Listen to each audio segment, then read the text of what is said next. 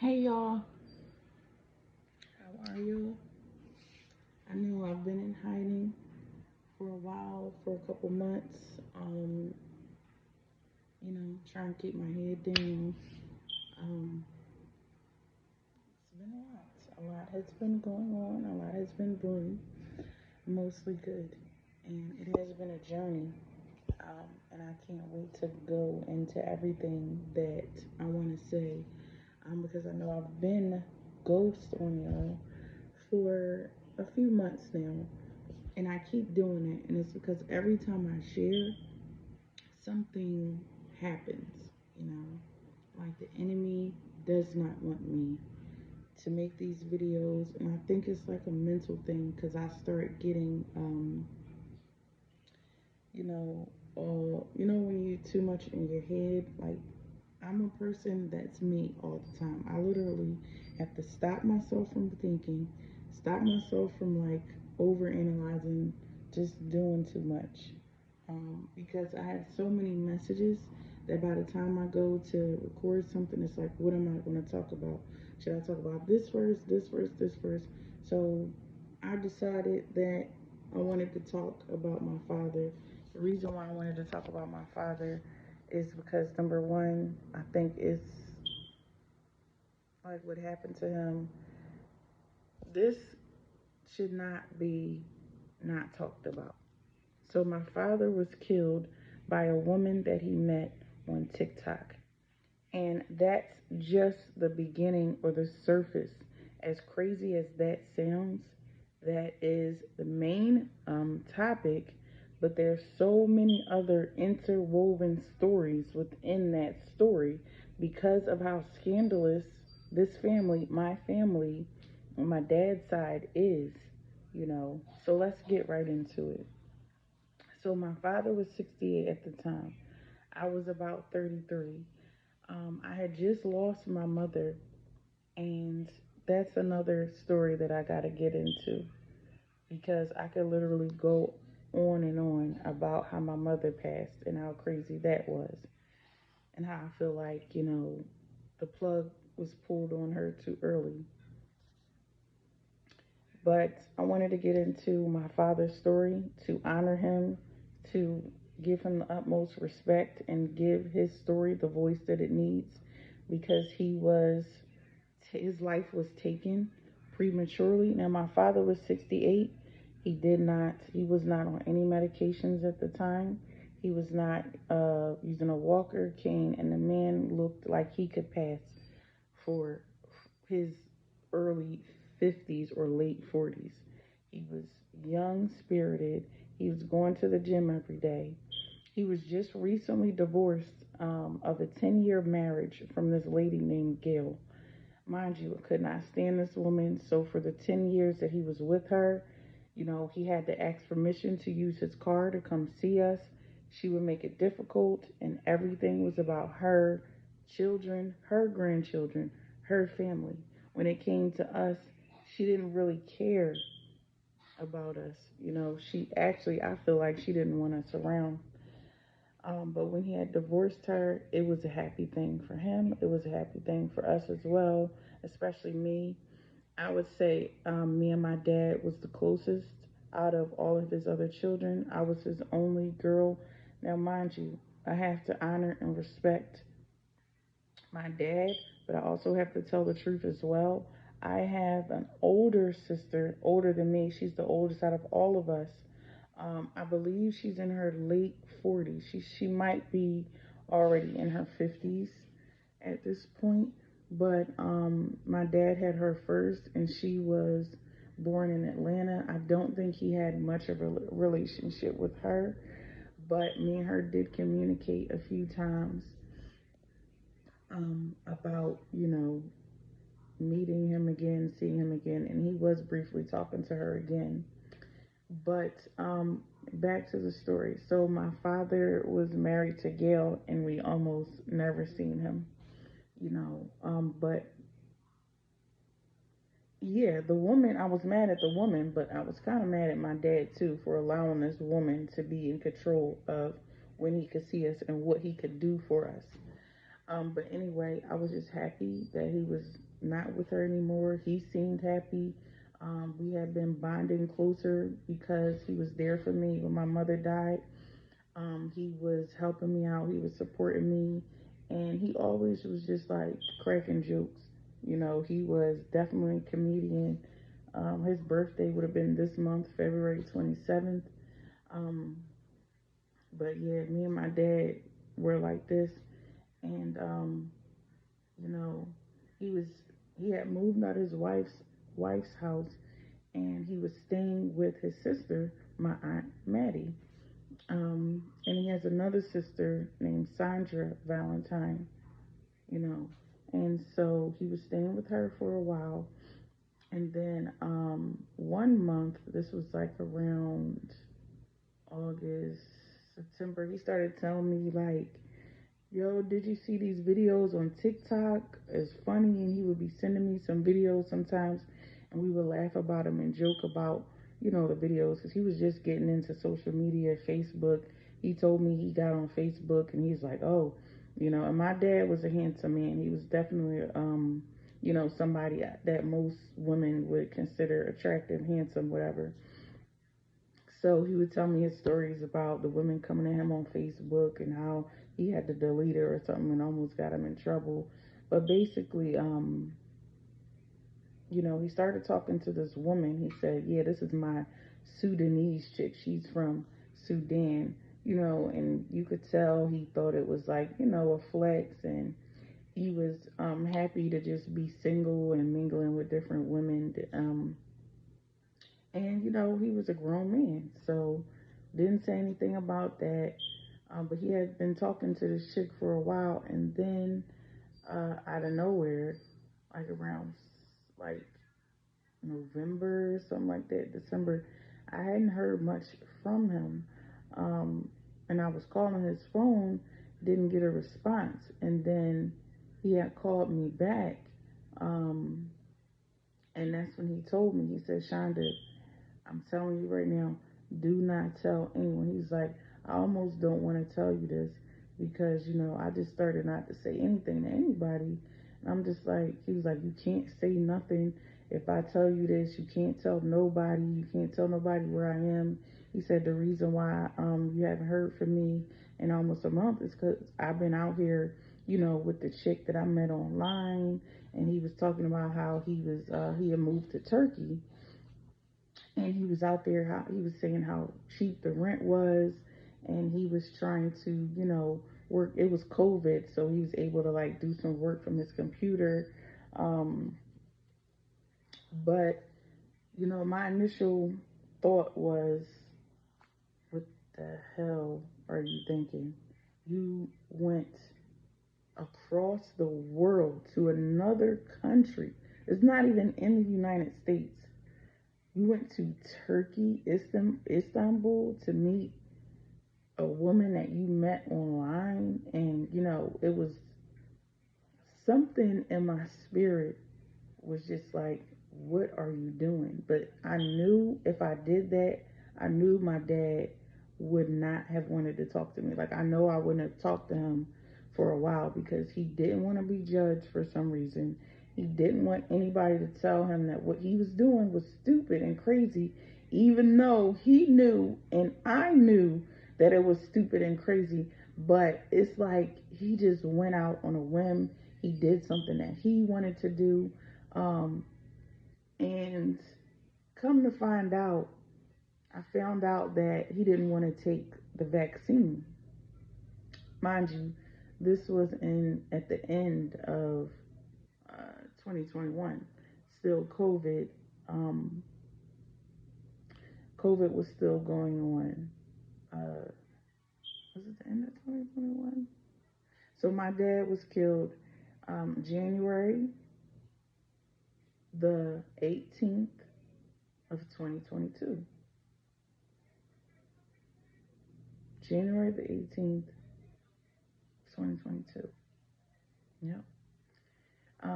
So yeah, like the end of 2021, he was not willing to take his vaccine, and my aunt is a stickler. She's one of those like really bougie, really like to the letter type of women. Anything she sees on the news is law, and she allows herself to get fear mongered by the news.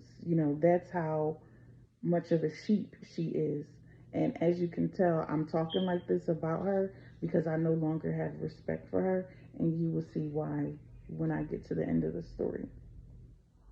So my dad's telling me the story. He's telling me not to tell anybody anything, especially Sandy and Maddie, because he said he's tired of them telling him how they should live their lives, telling him how he should live his life, telling him what not to do, judging him, having all this trash to talk about him pretty much.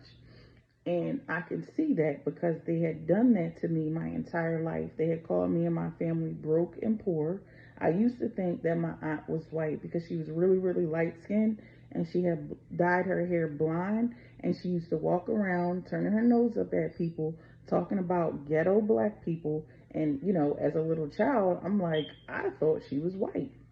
Just, just from her looks and her actions alone, you can tell that she wanted to be white, and you could tell that she was sort of ashamed of her heritage, her own culture.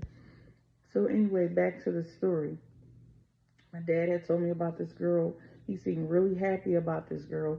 He was telling me, you know, uh, this life that they were planning together, that they were going to get married. He was helping her with her visa. And red flags went off. Red flags went off. And again, I didn't judge him. I just said, oh, wow. He was like, see, that's all I want to say anything. That's why I didn't want to say anything. I'm like, Dad, all I said was wow, because I wasn't expecting that. It was like an unexpected, spur of the moment thing. And I feel like that's why my dad did it. Like he was just trying to do something spontaneous, you know, something that he wanted to do that nobody else was telling him to do, because that's what it seemed like he was accustomed to, especially with my aunts being how they are, and I didn't even know how cold they were. So he was out there for some months, um, and he was, Muslim. Um, he had took his shahada over there. He was telling me about that. Um, and he was telling me how cheap it is to live in Turkey, and he was getting her help with a visa, and he was going to come back, and he was going to, be closer to us, and he wanted us to do things as a family. He was trying to, get all the cousins together in New York and all of that. So when he did come, and all my brothers, I have four brothers. I'm sorry, I have three brothers. It's four of us. It's I don't even want to say their names. I'm not going to say their names um, to protect them. But I will say that we all have a sh in our name. So, he had all of his kids he wanted to be there for. He was telling me he wanted to, come back, and he had all these plans. And he was like kind of apologetic for not always being there in the past. Even though my dad has been in my life, for the majority of my life, a lot of times it would be a woman that would be in the way. It would be all about, what he could get, like him moving on to the next woman, or trying to find his peace and joy in a woman. He kept changing his women, and he kept changing his religion. And honestly, I know my dad was just searching for some type of truth, some type of inner peace, you know. But so as he's down there, I have these feelings. But I'm thinking, I lost my mom already. I don't want to lose my dad. I don't want to say anything or do anything to ostracize myself from my dad, or to, make him upset. So I just was really like trying to be just accepting, just, open. And so he would be able to be comfortable to share certain things with me. So I wanted him to be, aware that I was, somebody that he could confide in. So then he called me like January, the beginning of January. Um, and we had a conversation. And he was just like, again, saying how much he wanted to come back and just be there for us. And one random time, this was a few days before he got killed. Um, this happened on a Monday, and I would say like that Saturday, I just had this feeling like, tell your dad you love him. Just tell him you love him. Just tell him. So I said, I love you, Dad. And he said, I love you too. And he said, I'll be back. And that was the last time I had heard from my father. So, I'm excited. I'm excited that he's going to be coming back, but something in me knew he wasn't coming.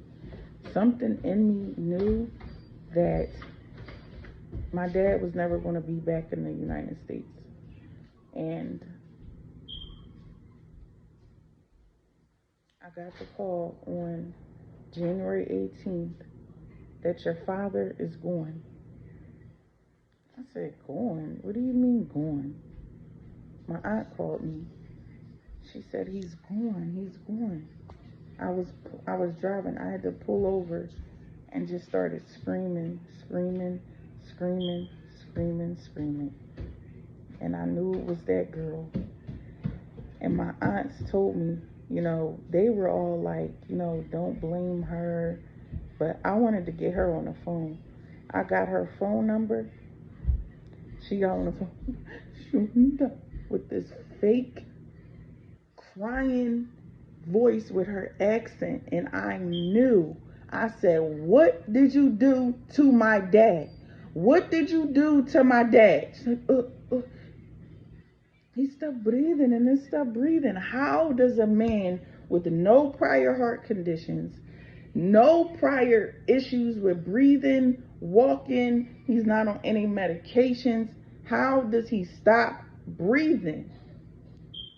It's not possible. You're not going to have me sit here and think this is a Christian channel. Let me watch my mouth. This girl already had the death certificate and you just now calling us? You're just now calling us when you had the death certificate. How long was he dead? How long was you want to go before you called us? So this was her story. She said, I said, I want to know everything. She said they were going to the mosque that morning. She said when they came back, he had breakfast. And then she said he stopped breathing. So you put something in that food to where he couldn't breathe anymore. Then she said he told me to call the ambulance. If you see him not breathing, why would he have to tell you to call the ambulance? So this girl is from Sudan, right? They were in Turkey. She claimed that it was a language barrier when she called the ambulance and nobody showed up.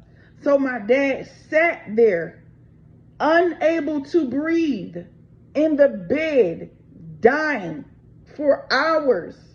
You understand? They did not come to him until 5 o'clock. So he had been there anywhere from 4 to 6 hours with no medical attention.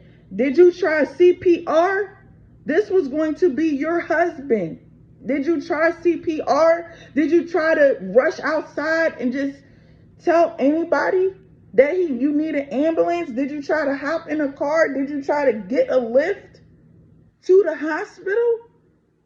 I don't want to hear that. Y'all have been there for months knowing that it's a different culture, knowing that and girl, you're from Sudan. This is something that you've done before. You've done this before, and you specifically lured my father to Turkey because you had people there. So whole time, my aunt is telling me this story, and she's telling me the story, and it's not making any sense. And I asked her, was an autopsy done? Because I'm like, how did he die? And she's like, he had a heart attack. How do you have a heart attack and don't make it to the hospital, no medical attention at all. Where is the death certificate? So the death certificate is in Turkish. My ass went to Google and translated everything on that death certificate, and it said no autopsy was performed. No autopsy was performed. So how can y'all rule his death a natural accident or a heart attack if no autopsy was done? His body should have been flown here, and it should have been an autopsy performed here because he was a U.S. citizen visiting a foreign country. That girl told them a lie, and then on top of that, let me tell you what the scandal of it is. I didn't know this girl was 30-something years old. This girl was 30-something years old, and guess what else? Her father didn't like him because he had just told me a story like 2 weeks before this happened. He was trying to marry this girl, right? So, and they're Muslim. Let me tell you how my aunt's daughter, my Aunt Maddie, her daughter is married to a well-known imam. I'm going to get his name, his picture, and I'm going to add it to a second video, or I'm going to add it to this video. But I will expose him. I don't care. I don't care if my life is going to be, I know my life is going to be, in danger or in fear. Because he is a high-ranking imam, and he had people there in Turkey already with the girl who killed my dad. And get this, my dad told me a few weeks before he died that same imam told the girl's father all this trash about my dad, saying, don't let your daughter marry him because he's been married 3 times already, and he has 5 children that he doesn't take care of. First of all, my dad took care of his responsibilities. He might not have been the best dad, but he wasn't a deadbeat or a bum either. And also, how the hell was it somebody there with that girl that imam knew that fast? Why couldn't she get that same person to help him get to a hospital? Something is up with that. It's been years and I've been quiet. I've been gathering my thoughts. You understand me? Because this was not right. What the hell happened to my father? And you know what they did? They called me and my 3 brothers on a FaceTime. And they asked us what we wanted to do with my father's body. And I told them, bring him here. We all told them, we want our father here. And they told us, oh, that's going to be too much paperwork. That's going to be about $6,000. Out of just the 4 of us, we had $6,000 right then. Then when that wasn't a good enough excuse, they said, well, we feel it's best that he stay there. Why? Because y'all know the truth that y'all killed him. And now I'm starting to think my aunts was in on it and they got a piece of it. Whole time this girl over there, I found out his Wells Fargo accounts. I went downtown and did what I had to do to get his estate, to be the administratrix of his estate. Being one of his children, I'm the next of kin. And me and my brothers are the next of kin. He was divorced from his wife. So my aunts and them was trying to get whatever belongings and money and paperwork he had after he died. Oh, but y'all said it was too much paperwork. Y'all said it wasn't enough money. Y'all had plenty of money. Y'all had plenty of money. It wasn't about the money. It was about y'all trying to hide what y'all did to my father. That's what it was about. At the end of the day, it don't add up. And guess what? When I did get access to those funds, first of all, before I even got access to the funds, I called Wells Fargo and I flagged his account. I said, my father's passed away, so if anyone's using his account, close it, shut it down.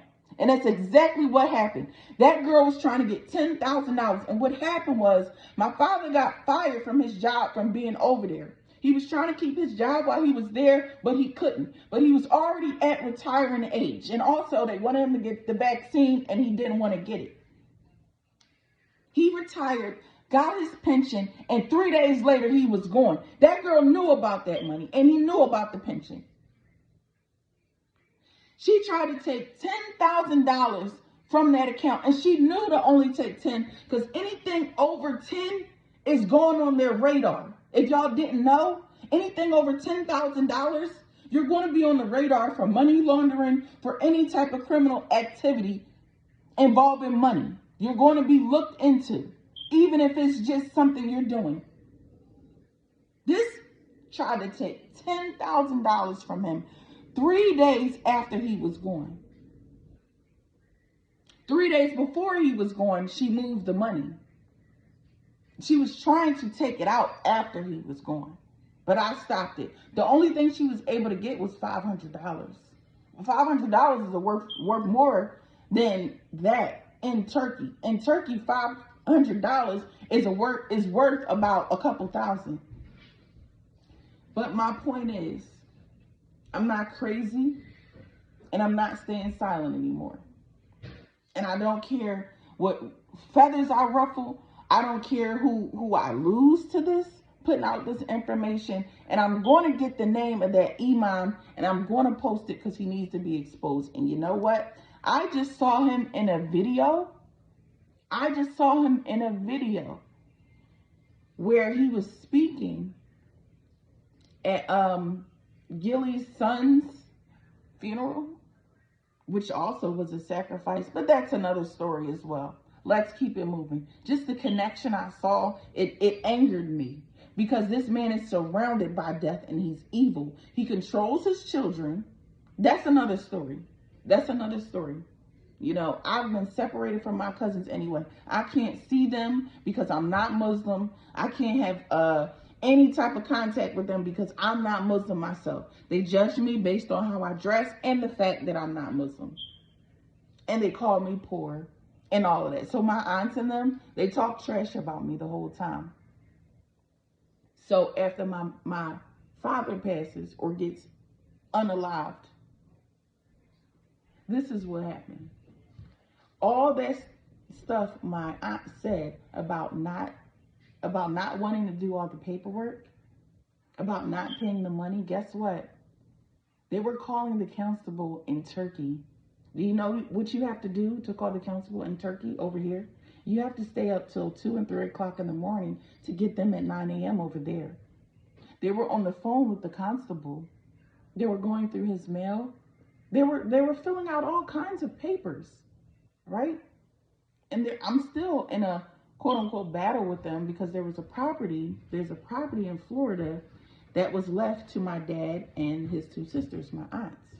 They waited till he died, because this is my conclusion. They waited till he died to sell the property because the property's been in their name since they were kids in Florida. First of all, y'all selling it for too low of an amount. So they needed me to agree because I'm his administratrix and one of his eldest children. My oldest brother is the oldest, but then it's me. But I'm the one who did all the paperwork, who was there for my father. So that's what happened. They were going, talking to the constable. They were filling out all kinds of papers to get what they wanted to get after his death. But nothing was done to preserve his body and to preserve his rights or to preserve what his will was before he died and what his wishes were. You didn't honor my father's dying wishes. I told my aunt he was on his way back here. They're saying, oh, well, he moved out there and he didn't have any plans on coming back out here. Even if he did move out there, he is a U.S. citizen. And he told me out of his own mouth that he was not willing to stay there, that he was coming back here to be with his children. And this is where he should have been. He should have been here. So all I had left of my father was a video of him in a wooden box wrapped in a white sheet. He was buried before 12 midnight that same day he was killed. Muslim customs and Muslim traditions and religious customs has it that, they do their funerals really quickly and they bury you really quickly.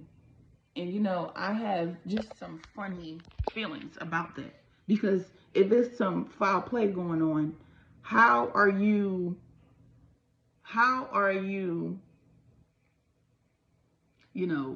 going to bury the person that quick before finding out, whether something funny was going on? So, the whole Muslim religion itself is just very fishy to me. And some people might say that about Christianity, but when you really look at, their culture, the culture of their religion, it's really a violent culture. And you could try to debate me, you could try to, talk about whatever I just said, but you cannot dispute facts that religion is built off of violence and hatred towards women and all kinds of stuff. So back to what I was saying. That night I couldn't sleep. Couldn't sleep at all. The second that I closed my eyes for, I can't even tell you how long it was, because it didn't feel long, but then again, it could have been long. When I tell you the second I closed my eyes, my face was in front of my father's face, and I saw his face right in front of me, as if I was literally seeing him. As if I was literally, no, I was looking at him. His eyes were closed. He was laying there. It looked like he was in a tub. That's what it looked like. And his eyes were puffy. Both his eyes were puffed up. When I Googled what the puffy eyes meant, it meant that somebody went without oxygen. He went without breathing for a while. And what did that girl say after she gave him breakfast? He stopped breathing. So my dad suffered, and that is a very painful way to die.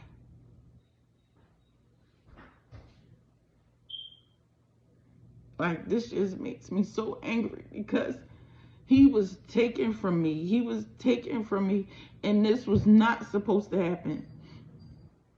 And I guess I would feel a little better. It wouldn't bring my dad back, but I would feel better if his body was here. I would feel better if he was given a true autopsy, because I translated that autopsy, and I still have it to this day. It said no autopsy was performed after this girl lied and said it was. After they told us it was, it really wasn't. It really wasn't. And like, you don't have to be a detective, a brain surgeon, or rocket scientist to put these pieces together and see that this is wrong. Okay? So now I'm not talking to none of them on that side. None of them. He was like, oh, well, we're going to get you on a plane and we're going to make sure. This is the imam, because he was in control of this whole FaceTime call that I had with my aunt and my brother about what to do with my dad. He was the main voice. And they all went against what me and my brother said, which was to bring him here. Oh, we're going to get you guys on a plane and make sure you see your dad. I never heard from that nigga again after that. That was the last time I had seen or heard from him. All I got after that was videos and text messages from his wife, my cousin, my aunt's daughter, was videos of my father in a box wrapped in a sheet. And a video and picture of where he's buried at today, which I can't, read. I did try to translate some of the address or the location where they're saying his body is buried, And do I want to go to Turkey? I do. I want to go pay respects to my father. I want his body to be exhumed.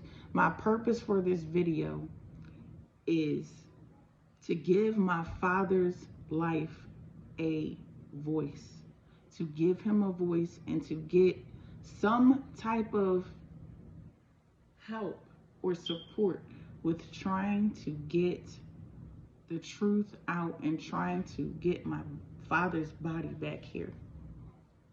I have been up, staying up nights, calling these people, calling the constable, calling lawyers over there. I got burned by a lawyer over there.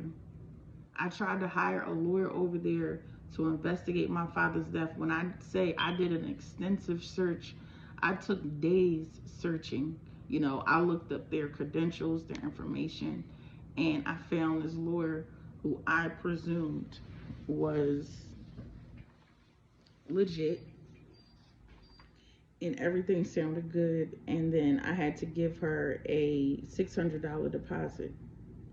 So the $600 deposit was paid, and then and mind you, $600 over there is worth thousands. $600 of US money is worth thousands over there. So I just paid her thousands. And so, you know, after I signed it, she sent me this paper that was typed. And when I say the font was all wrong, it was all different sizes, all different types of fonts. It was no type of sentence structure. It was just like a run-on sentence. Wasn't signed, didn't have an official stamp, didn't have an official anything, didn't have any return address, nothing. She sent me this letter that I was supposed to get notarized and signed. I took it to the notary, and the notary said, do not sign this. Do not sign this. She said, if you sign this, you are literally signing everything your father owned over to this woman. And guess what? I'm going to post her information, her picture in this description as well. So I need to expose these people. So that was my ordeal. Never got a chance to have a funeral for him. Never got a chance to pay respects to him, you know, or to properly honor him. My father was a hard worker. He was a jokester. He always made the situation a joke and made light of every situation. And, you know, he liked his fast cars. He liked his Mustang. He was cool. He was fly. You know, they thought he was Dominican, so he used to run with that and get all the Spanish girls. And, you know, I miss him. I miss him dearly, and I think about him every single day. And I think about how tragic, you know, the situation is with how he lost his life and how, you know, he was just taken out and how, you know, no one is standing up. And even to the point where, you know, my aunts started coming at me with this Florida property. And when I was unwilling to sign the paperwork, you know, they started calling me, they started harassing me, they started, you know, talking trash about me like, oh, I'm poor, I'm holding everything up. And that's when, you know, I cursed them out. I'm not going to repeat it on here because this is a Christian channel, but I definitely did curse them out. I called I called her a childless bee because she's never had any children. She's miserable. They're money hungry. All they care about, they didn't shed one tear.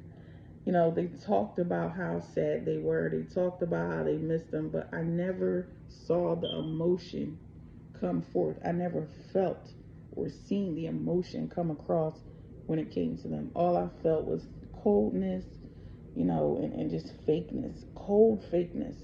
Anytime you're around somebody that's cold or that's fake, it's like you know what you're dealing with. My father just did not have to lose his life like that. He He could have had a good solid another 20 years on this earth. He was going to the gym every day. He was, years ago, he was on blood pressure medication, and he had been off of that for like a year. He was going to the gym, and he had stopped eating meat altogether. My dad was the healthiest that he had been in years. Do you understand me? And that's why I know it's complete bull crap what they did and how they think they're getting away with it. If anybody has any information on what resources or what organizations or what individuals I can go to help support, I didn't try to call the FBI. I didn't try to get a lawyer here, which is going to be expensive because they would have to go investigate international because I can't seem to find any trustworthy person in Turkey. Listen to me. Do not go to Turkey. And my cousin told me that he think that she's running with a group of women who do this to American men.